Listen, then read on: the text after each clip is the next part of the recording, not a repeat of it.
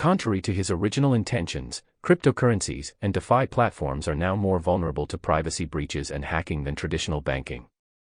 In his original Bitcoin manifesto, creator Satoshi Nakamoto talked specifically about how the traditional banking model maintained privacy by limiting access to information to the parties involved and the trusted third party. Here, the weak link is the trusted third party, which is usually the financial institutions that control the bank accounts and electronic systems we use. These institutions could be pressured by law to turn over information or simply hacked by malicious actors. In contrast, using a distributed ledger technology called blockchain, Satoshi designed the Bitcoin system to use a network of volunteer computers across the internet called nodes to keep records and process transactions. Counterparties can only be identified by encrypted key pairs which are regenerated each time a transaction occurs. This prevents transactions from being consistently traced and linked to a common owner. Unfortunately, the way most cryptocurrencies work today, your identity as a counterparty is far more easily ascertained compared to using traditional banking channels or cash.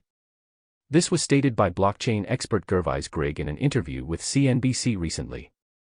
Unlike other forms of fraud in fiat, with cryptocurrency in the blockchain, there's a record, and that transparency and speed of accessing that record globally makes investigations of these types of fraud accelerate over traditional finance, said Grigg.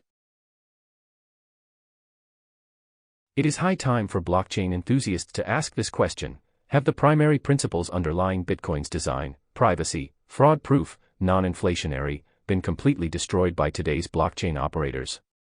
The recent spate of losses suffered by crypto exchanges and digital wallets due to hacking really leads one to wonder if their systems are worse off than traditional banking models. On October 8, 2022, Binance, the world's largest crypto exchange, was hit by a $570 million hack.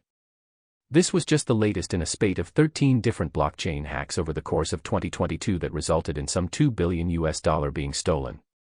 In the case of this Binance incident, the hacker minted 2 million of the Binance coin, which is the fifth largest cryptocurrency in the world, and transferred most of it away to his own digital wallet. Such a scenario was precisely what Satoshi wanted to prevent when he created Bitcoin. In a long section titled Calculations, he specifically described the mathematical proof of why his design would not throw the system open to arbitrary changes, such as creating value out of thin air or taking money that never belonged to the attacker. So how did it happen for other cryptocurrencies? Critical to Satoshi's brilliant design was the need for the transaction to be processed and verified by a large number of voluntary nodes that could join or leave the network at any time. Because transactions are approved only when the majority of the nodes agree on the authenticity, this makes it theoretically near impossible for a single hacker to fake a transaction. He would have to be able to identify and take over more than 51% of the nodes simultaneously to do this. Unfortunately, most of the blockchains used for other cryptocurrencies have a lot less nodes in their validation network. In the case of the Binance coin, it only had 44 nodes. What makes these newer cryptocurrencies even more vulnerable today are the blockchain bridges used to do transfers from one blockchain to another when users convert and move their digital wealth. Conceptually, these are like the digital equivalents of a Western Union. Most of the 2022 hacks have targeted this point of vulnerability in the blockchain networks. In other words, it doesn't matter if the bank has an impenetrable vault. You can still hit the van when the money is being moved. So far we have discussed how two of Satoshi's key principles, privacy and anti-fraud, have been negated by subsequent adopters of the blockchain technology. What about the third one, non-inflationary? This one has to do with how Satoshi famously designed the supply of Bitcoin to be finite, so that its value could never be diminished by simply printing more of it, the way central banks have done with fiat money. Unfortunately, this aspect of his brilliant design was one of the first things to be undermined by subsequent blockchain operators. Many cryptocurrencies that have been created since are unlimited in supply, including some of the most heavily speculated ones like Solana, Dogecoin, and Shiba Inu. This is worse than what the central banks have done. At the very least, a country's currency is underpinned by the worth of its economy. Cryptocurrencies, however, often base its value on nothing more than what its creators and followers deem it to be worth, with a huge batch of it created out of thin air at the outset by its creators. This was again, precisely what Satoshi didn't want. Bitcoin was programmed to be created only when volunteer nodes contributed to the maintenance of the network, thereby generating actual value for its community of users.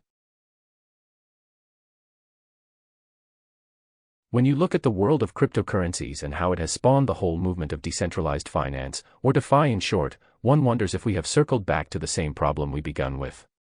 DeFi is a new term that describes the entire movement of digital exchanges, wallets, and lending platforms that basically uses cryptocurrencies and blockchains to do what traditional banking has done for centuries. The only difference, besides using blockchain technology to do the accounting and bookkeeping instead of traditional databases, is the fact that the trusted third parties are now the people who created and run these DeFi platforms. In any system of trust, inevitably there will be bad actors or weak links.